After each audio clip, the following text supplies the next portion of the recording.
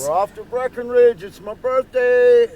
This is from the drive into Breckenridge on Monday, January 8th, back when we were only planning on staying 2 nights and the forecast only had 6 inches of snow through Sunday. We were treated to a sunny bluebird day on the mountain. It was a little windy, but it would pale in comparison to what was in store for us. Powder was very minimal this day, and the base layer was frozen and hard. It made for some nice speed, but forget about sharp edges and forgiving moguls. It was about 10 degrees on the mountain, with the felt-like temperature being 0 or below. The sun was out, and I was feeling good, so I decided to try to hit Horseshoe T-Bar. Unfortunately, it was closed due to wind, but I was able to catch Zendo and Kensho lifts to hit Peak 6. Alright, we're at the top. It's pretty much white out up here, as you can see. Can't see shit. There's people. What up, buddy? Woo! Yeah, it's wild up here, buddy.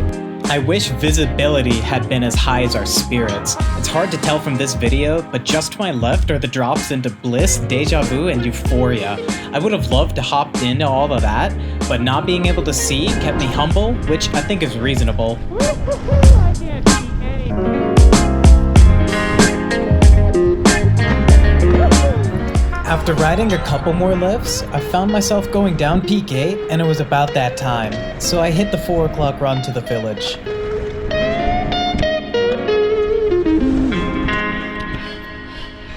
Awesome runs. That last one was sick. Yeah, pretty dope. Ski out to the village. We're roadside right now. About to go walk up. After a short walk, we checked into our condo in Mountain Thunder Village, and since the forecast was mostly clear at that time, we took a walk through downtown Breckenridge.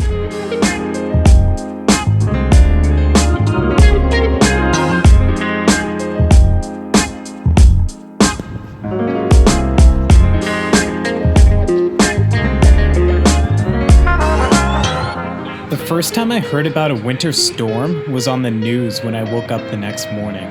Apparently the forecast had changed significantly and Breckenridge was about to become a pow town. While the main storm was a few days away, we did get some precip overnight. As I walked to the gondola, I thought about how great it was that we didn't plan every moment of our trip, so that would allow us some flexibility. If we did get hit, we could stay through the storm. All thinking immediately ceased when I saw the conditions on the slopes, though. It was a winter wonderland. Skiing the ice coast my whole life, I'd never been treated to a day like this before.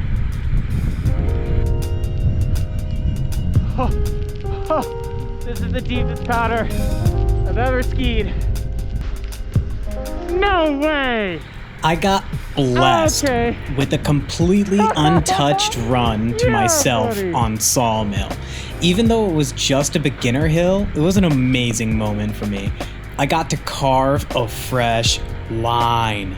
Halfway through it, I lined up with some other kind of wide line cut by a snowmobile or something, and it was just awesome steady cruising the rest of the way.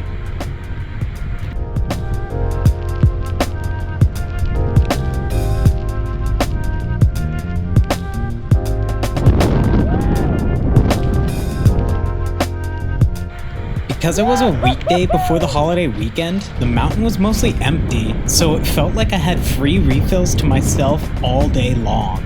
I wanted to challenge myself, so I decided to try and hit the burn on Peak 10.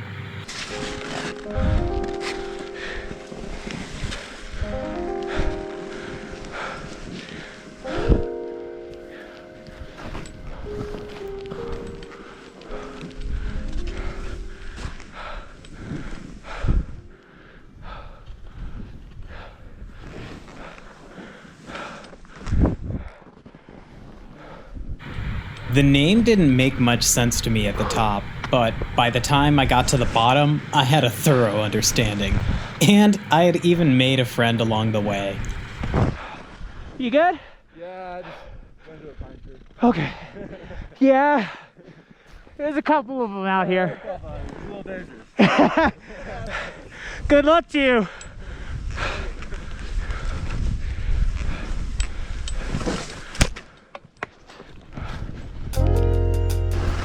Now that I had one tree line, I definitely needed more.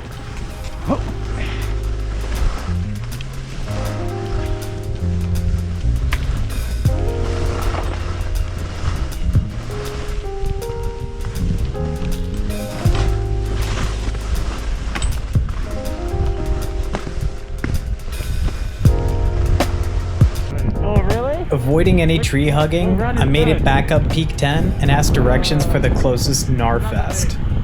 This one is the middle, but I think on the right. Yeah, if you keep all the way to the right, there's still. I got to close my day out with an amazing view of the Rocky Mountains. This would be one of the only days that you would be able to see the bottom of the mountain from the top. If you made it this far, thanks for watching. Let me know what you thought of the video below. Part 2 coming out soon. Got a couple more videos in the works. Hopefully we get some more snow.